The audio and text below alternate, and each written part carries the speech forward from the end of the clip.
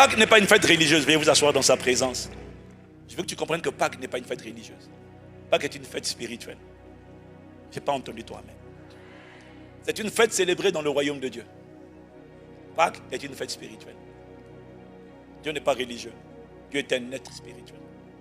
La religion, c'est l'emballage dans lequel les hommes ont enfermé Dieu. Dieu n'est pas dans un emballage. On ne peut pas le limiter. On ne peut pas le fermer. On ne peut pas le restreindre. Il est roi, il est le propriétaire de la terre. Il fait ce qu'il veut. Les cieux et la terre, tout lui appartient. L'univers a été créé par lui, pour lui, en lui et pour sa seule gloire. Mais je veux que tu comprennes, toi qui es là ce matin, que Pâques est tout un message. Il y a plusieurs messages dans Pâques. Mais celui que je veux te donner ce matin, c'est que Pâques est un message envoyé à Dieu, envoyé par Dieu à tous les êtres humains. Pâques annonce que tu n'es plus obligé de subir la tyrannie, la domination de la mort. La mort est l'ennemi le plus cruel de tous les êtres humains. La mort est le voyage, le passage incontournable de tous les êtres humains. La mort est ce que tous les êtres humains détestent. Tout ce que beaucoup d'êtres humains redoutent. Sauf ceux qui ont reçu Jésus, qui marchent avec Jésus, de la communion du Saint-Esprit, qui ont la conscience de Christ, qui ont la conscience de l'éternité. Ceux-là, ils ne craignent pas la mort. Mais Pâques est un message envoyé à l'humanité pour te dire que tu n'es plus obligé de subir la tyrannie du péché et de ses conséquences. Tu n'es plus obligé de subir la mort spirituelle. Tu n'es plus obligé de subir l'asphyxie à l'intérieur de toi. L'asphyxie. Et beaucoup de gens remplacent le vide causé par l'absence, le départ de la présence de Dieu. Beaucoup de gens le remplacent. Est-ce qu'il y a un vide dans ton esprit que certains remplacent par l'amour du monde, la quête des voitures? D'autres, c'est le sexe. D'autres, c'est l'alcool, les perversions, les dépressions, la débauche. Il y a un vide à l'intérieur de soi, à l'intérieur de chaque être humain, qui est causé par le départ d'une personne, pas d'une religion. Cette personne s'appelait l'Esprit de Dieu, le Saint-Esprit. Pâques annonce que tu n'es plus obligé de subir la séparation d'avec Dieu. Tu peux revenir. Parce que le châtiment qui nous donne la paix est tombé sur Jésus. Tu n'es plus obligé de rester loin de Dieu. Tu n'es plus obligé de fuir. Tu n'es plus obligé de... Parce que beaucoup de gens ne viennent pas à Dieu à cause de la culpabilité. Des voix leur disent, tu ne mérites pas Dieu. Tu es trop sale. Tu es trop méchant. Tu es trop mauvais. Tu ne le mérites pas. Tu n'as pas mérité Dieu. Il t'a aimé. Et cette voix de la culpabilité, tu n'es pas obligé de la subir. Parce que Jésus a donné sa vie pour toi à la croix. Tu n'es pas obligé d'être parfait. Il y a des gens qui attendent d'être au point. Quand j'irai mieux, j'irai à l'église. Ça, je comprends. Mais pour aller à Dieu, tu n'as pas besoin d'être mieux. Tu as juste besoin de croire que Jésus a pris ta place, a pris ta condition et t'a donné sa condition de gloire, de roi, de sacrificateur. N'attends pas d'être parfait. Jésus est la perfection de Dieu incarnée dans un corps humain. N'attends pas d'être parfait. Pâques est un message que Dieu t'envoie pour te dire, viens comme tu es. N'essaie pas de m'impressionner avec ta bonne conduite. Rien de ce que tu feras ne sera assez bon pour Dieu. Tu ne seras jamais assez bon. Si tu attends et tu crois à cette voix mensongère qui te dit, il faut d'abord que je mette ma vie en règle avant de venir à l'église. Non, en tout cas, va peut-être ailleurs. Mais à ICC, viens comme tu es. Parce qu'auprès de Dieu, tu dois venir comme tu es. Tu ne peux pas devenir assez bien. Il n'y a rien que tu feras qui sera assez bien pour impressionner Dieu. Dieu a pris plaisir en un seul. C'est Dieu lui-même, manifesté dans un corps physique. C'est uniquement ce qu'il a fait qui satisfait sa justice. Son niveau d'exigence est tellement élevé, aucun homme ne peut le remplir. Seul Dieu, dans un corps humain appelé Jésus-Christ, a satisfait, a répondu aux exigences de Dieu. Tu ne peux pas y arriver. Jésus l'a fait pour toi. Entre simplement dans ce que Jésus a fait. Crois seulement que Jésus a donné sa vie pour toi. Il n'avait rien fait. Il n'a pas été assassiné, il n'a pas été tué. Il s'est offert volontairement. On ne l'a pas pris par surprise. Il savait ce qui allait arriver. Il savait qu'il allait venir, ils allaient venir l'arrêter. Il savait. Il s'est livré. Il lui a dit, il leur a dit, quand ils sont venus l'arrêter, il me suffirait d'appeler juste une légion d'anges. Une légion d'anges aurait suffi à décimer tous ces êtres humains. Quelqu'un qui marche sur l'eau, quelqu'un qui nourrit des multitudes, quelqu'un qui commande à la tempête. Silence, tais-toi. La tempête dit garde à vous. Ah! La Bible dit que dans Jean chapitre 15, quand il a multiplié les pains pour 5000 hommes, sans compter les femmes et les enfants, la Bible dit, les Juifs, non, Jésus, sachant qu'ils allaient venir l'enlever pour le faire roi, se retira seul dans un désert. Ils allaient venir le dire, ils ont dit non, quelqu'un qui commande aux maladies, qui réprime les démons, qui tabasse le diable, quelqu'un qui marche sur l'eau, qui commande le vent, qui commande la tempête. Ils ont dit là, on a trouvé le gars qu'il nous fallait. Il est plus puissant que César. César était le plus puissant de la terre, l'empereur qui dominait la terre à cette époque-là. Ils sont venus l'enlever pour dire non, c'est toi, Jésus, Jésus. Il a dit, vous n'avez pas compris mon plan. Mon plan, ce n'est pas de manifester le royaume maintenant. Pour l'instant, je suis dans la phase où je dois donner ma vie afin que le royaume, le règne de Dieu, avant d'être sur la terre, il faut d'abord qu'il rentre en vous par une personne qu'on appelle le glorieux Saint-Esprit. Ce n'est pas le temps pour le règne visible sur la terre. Mais laisse-moi te dire une chose, l'heure vient. Elle est déjà venue là annoncer qu'il reviendra chercher. Je ne sais pas si c'est toi. En tout cas, il reviendra chercher son épouse. Oh, et nous régnerons. Bien aimé, pour nous, la mort ne sera pas la fin de la vie. Pour nous, la mort sera la transition vers la véritable vie. Nous allons nous dépouiller de ce corps corruptible, ce corps qui se dégrade. Tu mets le maquillage, mais il se dégrade.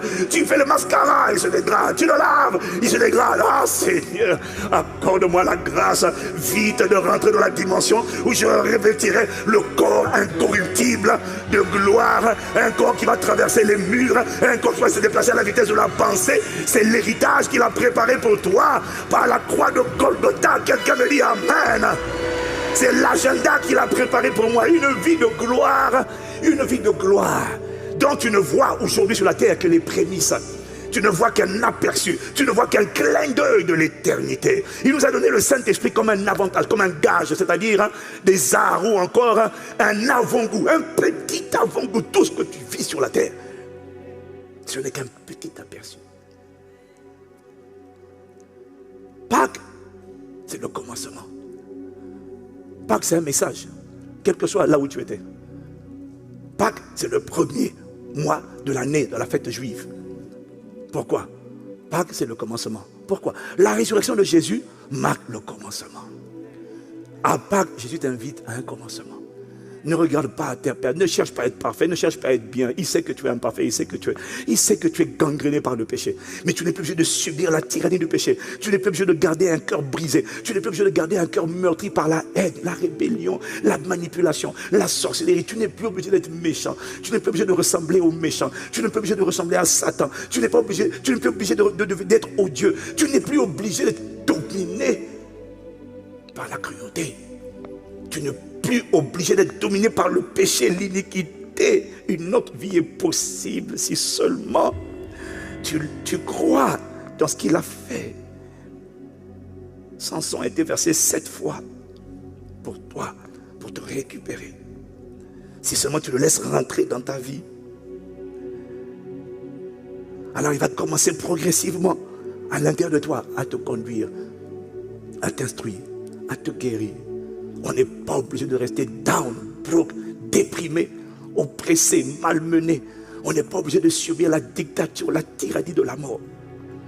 La mort de ton âme. On n'est plus obligé de subir la mort de ton âme. C'est le rejet, c'est la peur, c'est le doute, c'est l'inquiétude, c'est la culpabilité. Ces choses détruisent ton âme. Tu n'es plus obligé de subir la tyrannie, la mort dans ton âme. La mort de ton esprit, la séparation avec Dieu. Tu n'es plus obligé de subir la mort dans ton corps. La mort, ce n'est pas quitter seulement le corps. Non, la mort commence à travers les maladies, les souffrances, les infirmités, toutes sortes de choses qui t'affligent, qui se baladent dans ton corps, que les médecins ne comprennent pas. Les médecins parfois sont désemparés. Ils sont perplexes. Des fois, on leur raconte des choses. Les gars, ils font de leur mieux et parfois ils regardent. Ça me rappelle ce médecin quand en 1996, 1995 ou 1996, je suis allé voir le médecin et que j'avais cette chose qui se baladait sur ma tête et qui me frappait, Ça cognait, ça se baladait, ça cogne, ça se balade, on dirait des cactus, ça cogne, ça se balade, ça cogne. Et j'explique au médecin que j'ai quelque chose qui se balade sur ma tête et qui frappe. Le médecin italien me regarde. Non posso aiutare, je ne sais pas, je ne peux pas vous aider. Alors, et c'est ce que font les médecins. Alors, on dit, mais donnez-moi quand même quelque chose. Et d'accord, sans conviction, sans certitude, il prescrit un produit anti-allergique. Sans conviction, et puis il te dit, essayez ça. Et le jour où j'ai essayé ça, la situation s'est empirée. C'est comme si la chose là qui se baladait sur ma tête a dit, ah bon, tu penses qu'un produit allergique peut m'arrêter? Ah ben écoute, maintenant je me baladais sur tout ton corps. Et puis dès que j'ai commencé à mettre les gouttes là sur la tête, la chose qui me frappait comme un cactus a commencé à se déplacer sur tout le corps. Et puis ça me frappait, ça me tape le visage, ça me tape les joues. Les gens souffrent. Ils sont désemparés. Et les médecins sont désemparés. Ils sont perplexes. J'ai entendu dire que le plus gros taux de suicide dans la profession médicale, je ne sais pas si c'est vrai, mais il paraît que ça se trouve chez les psychiatres. Ils écoutent des histoires, ils voient des gens, ils essaient de conseiller quelqu'un. Les gars sont chargés, ils sont possédés, des schizophrènes. Les gars sont chargés, ils sont possédés par des bipolaires, doublement de personnalité. Et ils sont désemparés. Ils parlent à quelqu'un, puis à un moment donné, quelqu'un d'autre les menace, la même bouche, quelqu'un d'autre parle. Les gars disent, mais je ne comprends pas. Et puis quand ils dorment la nuit, l'esprit qui a parlé là, vient les tabasser. Et puis ils disent, mais qu'est-ce que je fais? Et parfois, les choses qui hantent les gens viennent les hanter eux. Beaucoup sont désemparés. Le monde est désemparé. Mais on n'est pas obligé de subir ça. Une autre vie est possible. Tu as écouté des témoignages. Une autre dimension est possible. Et c'est ça que Pâques annonce. Il est venu briser la tyrannie du péché à l'intérieur de toi. Il est venu écraser la tête du serpent. Il a donné sa vie. C'est la sagesse de Dieu. Il est mort. Il est descendu aux enfers. Il est parti prendre à Satan les clés de la mort et du séjour des morts. Et quand il est sorti de la tombe, il n'est pas sorti seul. Je suis tellement reconnaissant. Dans l'invisible, il t'a pris, il m'a pris. Et quand il est monté, il nous a ressuscités ensemble. J'étais à l'intérieur. Oh, merci. Oh, merci de ce que... Superman, Batman, Iron Man, tous les man, les Wonder, etc. Quand ils volent seuls. Quand ils volent dans les airs, ils volent seuls. Mais quand Jésus m'a récupéré, il n'était pas seul. J'étais en lui, tu étais en lui, nous étions en lui. Oh, je vois que ça ne t'excite pas. Est-ce qu'il y a au moins 120 témoins qui sont reconnaissants? Est-ce que j'étais en lui? J'étais en lui. J'avais été choisi et placé en Christ avant la fondation du monde. Oh, merci. Et non seulement tu m'as ressuscité. Alors tu vois, lorsque Batman ou Superman prend quelqu'un, il le redépose toujours sur la terre quelque part. Mais moi, quand il m'a pris, il ne m'a pas déposé sur la terre. Il m'a fait asseoir, il m'a fait monter, il m'a fait asseoir au 3e ciel avec lui et en lui sur le trône. Et je gouverne, je règne de maintenant ici-bas avec le Christ. Alors tu vois, moi, il y a une partie de moi qui est dans ce corps. Je ne sais pas comment expliquer, tu comprends? Mais c'est un mystère. Je suis là, mais en même temps je suis assis avec Christ, en Christ, dans les lieux célestes. Et je commande, et je gouverne, et je prends autorité. Et j'ai reçu le pouvoir de fermer la terre, de lier sur la terre. Il a dit ça sera lié dans le ciel. Pourquoi? Je suis là, et je suis également là-haut avec lui. Oh, béni soit le nom de mon rocher. Que le Dieu de mon salut soit exalté. Quelqu'un a raté une bonne occasion pour dire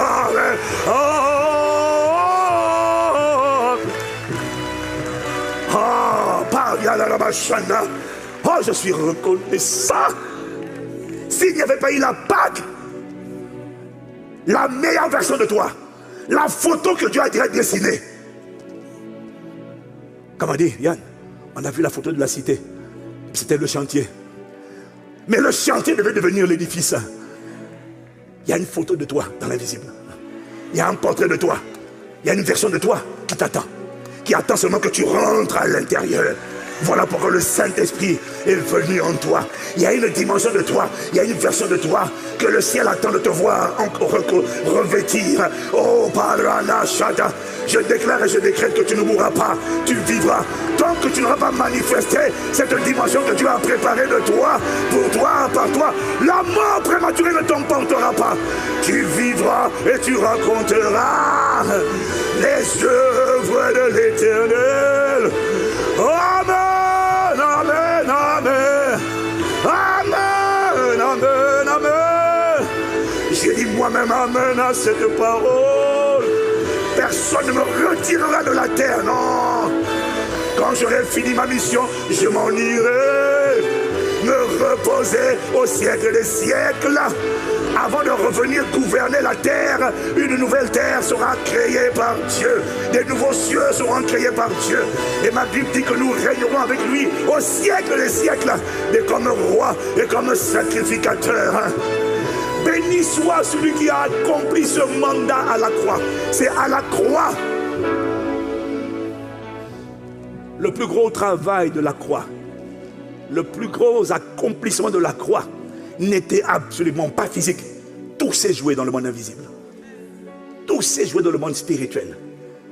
Tout. À la croix, l'homme qui me faisait pécher a été neutralisé. Un nouvel homme, la semence de Dieu, est venue à la Pentecôte. Voilà pourquoi il fallait la croix. Parce qu'à la croix, il fallait que le sang de Dieu dans un corps soit versé. Pour que les péchés des hommes soient effacés, il fallait que le sang de l'agneau, Dieu dans sa dimension humaine, qui n'a rien fait, celui qui n'a point connu le péché, Dieu l'a rendu péché pour nous. Il fallait qu'il devienne le péché et que le châtiment de Dieu s'abatte sur lui. Pourquoi? Afin que celui qui a quitté Adam et Ève au commencement, Dieu, dans sa dimension esprit, qui n'était plus jamais revenu en l'homme depuis qu'il a quitté Adam, puisse de nouveau revenir à la Pentecôte. Mais avant qu'il ne revienne, il fallait que l'être humain soit nettoyé, soit lavé, esprit, âme et corps purifiés. Et pour ça, il fallait le sang. C'est le sang qui purifie. Il fallait que le sang soit versé. C'est ça la Pâque. C'est ça la Pâque. C'est pas religieux. C'est une invitation, une main tendue de Dieu vers toi pour te dire, tu n'es plus obligé de rester comme tu es.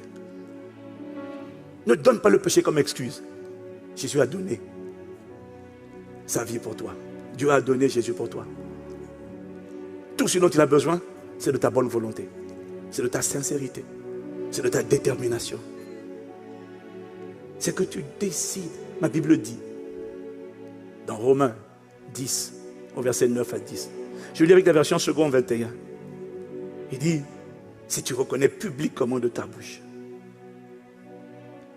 que Jésus est le Seigneur, si tu reconnais publiquement qu'il est celui que Dieu a envoyé pour toi, si tu crois dans ton cœur que Dieu l'a ressuscité, alors tu seras sauvé, tu seras relevé, tu seras guéri, tu seras ramené, tu seras réconcilié, tu seras restauré, tu seras rétabli, tu seras redimensionné. Si tu crois dans ton cœur, crois seulement. N'essaie pas de le mériter, crois seulement que Jésus est le Seigneur, le Maître, le propriétaire. Dieu s'est fait chair pour toi. Si tu crois dans ton cœur que Dieu l'a ressuscité, tu seras sauvé. Car, en effet, c'est avec le cœur que l'on croit. Pas avec la tête, mais avec le cœur. Pas avec l'intellect, mais avec le cœur. Et on parvient à la justice. Et c'est avec la bouche que l'on affirme une conviction et parvient au salut. Comme le dit l'Écriture, celui qui croit en lui ne sera pas couvert de honte. Ainsi, il n'y a aucune différence désormais entre le juif et le non-juif. Puisqu'ils ont tous le même Seigneur qui se montre généreux, riche pour tous ceux qui font appel à lui. En effet, toute personne, lui ce qu'on dit, quiconque invoquera le nom du Seigneur sera sauvé. Tout ce que tu as besoin de faire, quelle que soit la manière dont tu es tenu, prisonnier, combattu à l'intérieur, crois seulement dans le sacrifice de Jésus. Accepte ce sacrifice. Dis à ce Jésus de venir dans ta vie. Confesse-le publiquement. Peut-être que tu l'as déjà reçu et tu ne vois pas de changement. C'est impossible de ne pas être changé. C'est impossible. Si tu acceptes sa parole et si tu laisses son esprit travailler en toi. Si tu l'as reçu, ta vie n'a pas changé, ça veut dire que tu n'avales pas sa parole. Or, sa parole est un médicament. Sa parole est la vie dont tu as besoin. Sa parole est un feu qui brûle toutes choses mauvaises à l'intérieur de toi. Sa parole est un marteau qui brise le roc. Tout ce qui était dur à l'intérieur de toi. Si tu l'as reçu, tu n'as pas changé. Ce n'est pas parce qu'il ne peut pas te changer. C'est parce que tu ne coopères pas avec sa parole qui t'envoie et son esprit. Mais si tu le reçois dans ta vie et que tu acceptes de t'exposer à l'écoute de sa parole et que tu acceptes que l'esprit qui va venir en toi t'instruise, te conduise. Même quand tu ne comprends pas, quand l'esprit te dira pardonne, il ne te dira pas seulement pardonne, il te montrera comment pardonner. Fais ce que l'esprit te demande.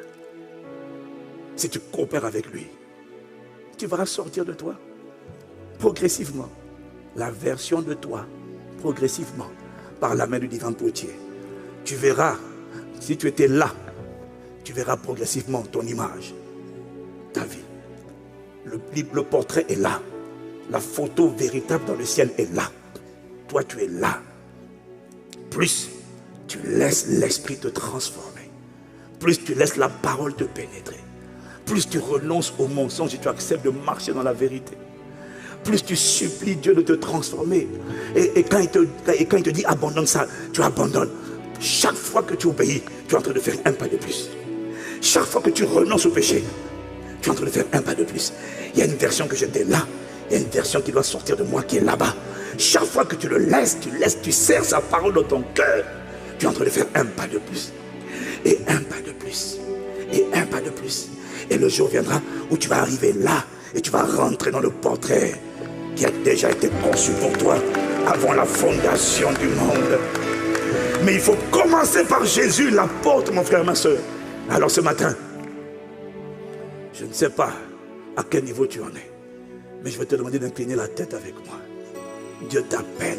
Il n'y a pas meilleur jour pour commencer avec Jésus-Christ que le jour de la Pâque. Parce que la Pâque, c'est le commencement d'une nouvelle vie. À Pâques, Dieu t'a donné par Jésus-Christ une nouvelle vie, une nouvelle identité, un nouvel héritage, un nouveau sens à ta vie, un nouveau mandat, un nouveau dessein. À Pâques, tout peut recommencer, commencer de nouveau. Alors je t'en supplie, tu n'es pas obligé de rester méchant. Tu n'es pas obligé de rester rebelle, amer, impudique, débauché, confusion sexuelle. Tu sais que tu es un otage, un esclave du péché. Il y a une autre vie qui est possible pour toi, une autre dimension t'attend. Je t'en supplie. Accepte la main tendue de Dieu. Là où tu es, Dieu est en train de te parler. Aller à l'église ne fait pas de toi un enfant de Dieu. Fréquenter des chrétiens, connaître la Bible, chanter ne fait pas de toi un enfant de Dieu. C'est si tu confesses publiquement que Jésus-Christ est le Seigneur. Si tu crois, tu reconnais dans ton cœur que Jésus a donné sa vie, il est mort pour toi, qu'il a pris ta place, c'est seulement là que tu es sauvé. Il ne suffit pas de fréquenter des enfants de Dieu pour être un enfant de Dieu. Il ne suffit pas d'être dans ce bâtiment ou connecté au son de ma voix pour être un enfant de Dieu. Jésus a donné sa vie pour toi. Le Père a donné ce qu'il avait de plus cher. Que réponds-tu à la main tendue de Dieu vers toi? Il ne t'offre pas une religion. Il ne t'a pas donné une religion. Il t'a donné lui-même dans la version le Fils. La parole a été incarnée pour toi. La parole qui a créé toutes choses, qui était depuis le commencement. Quand il s'est incarné, on l'appelait Jésus. Mais l'Esprit, le monde invisible, l'appelait la parole de Dieu. Le Christ, l'envoyé de Dieu. Celui qui met un terme à l'hégémonie, à la tyrannie des ténèbres, du péché, du diable sur l'humanité. Veux-tu le recevoir? Si c'est ton cas, fais cette prière avec moi. Si tu l'as fait dans ton cœur, je t'inviterai à te lever, à venir devant et à faire une confession, une apparition publiquement. Parce qu'il a été sacrifié en public, il a été crucifié en public. Et toi aussi, décide de le reconnaître en public. Peut-être que tu ne l'as jamais accepté. Peut-être que tu vas y rétrograder. Tu vas abandonner la foi. Ou peut-être que ta manière de te comporter aujourd'hui, c'est la manière de quelqu'un qui n'a jamais reçu Jésus. Parce que ta vie n'a jamais changé. Et tu as besoin de comprendre qu'on te prenne par la main pour t'expliquer comment on fait une fois qu'il est venu. Parce qu'il y en a parmi nous, ça fait tellement longtemps que dans le péché. Soit l'esprit est éteint, soit l'esprit est parti. Ce matin, le Saint-Esprit fait revenir. Fais cette prière avec moi, Seigneur Jésus. J'ai dit, fais cette prière avec moi, Seigneur Jésus. J'ai entendu ta parole. Pardonne mes péchés. Aie compassion de moi. Lave-moi par ton sang. Purifie-moi. Viens habiter en moi. Par ton Saint-Esprit. Et le portrait que tu as prévu de moi, emmène-moi à rentrer dans ce portrait. Avant de quitter la terre. Afin que tu sois visible dans mon époque et dans ma génération. Merci Jésus. À partir de cette prière, je crois et je déclare, je suis désormais enfant de Dieu. Merci de m'accepter. Au nom de Jésus. Bien-aimé, tu as fait cette prière, prends tes affaires, vite et viens devant. Il n'y a pas meilleur jour aujourd'hui pour commencer avec Dieu. Il n'y a pas meilleur jour qu'aujourd'hui